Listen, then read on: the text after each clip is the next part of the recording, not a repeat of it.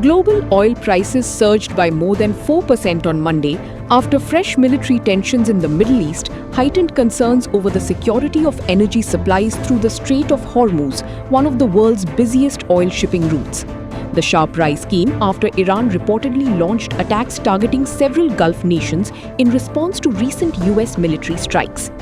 During early trading, Brent crude climbed to USD $79.17 per barrel, up USD 3.16 or 4.16%, while West Texas Intermediate (WTI) crude rose to USD $74.47 per barrel, gaining USD 3.06 or 4.29%. The spike reflects growing fears that escalating military activity in the Gulf could disrupt global oil supplies and impact international energy markets.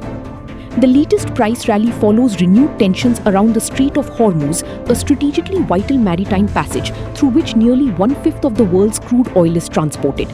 Any disruption in the waterway is closely watched by global markets because of its potential to affect fuel supplies and increase energy costs worldwide. The regional escalation has also triggered a strong diplomatic response. The Organization of Islamic Cooperation (OIC) condemned the reported Iranian attacks on Qatar, Oman, Kuwait, the United Arab Emirates, Bahrain and Jordan, describing them as a serious violation of the sovereignty of the affected countries. The organization also accused Iran of disrupting international trade and threatening regional stability through continued attacks on commercial shipping. Meanwhile, Oman lodged a formal diplomatic protest after claiming that drone strikes targeted locations in the Musandam and Al Wusta governorates. Omani authorities summoned the Iranian ambassador and urged Tehran to respect the sovereignty of neighboring countries and avoid actions that could further destabilize the region.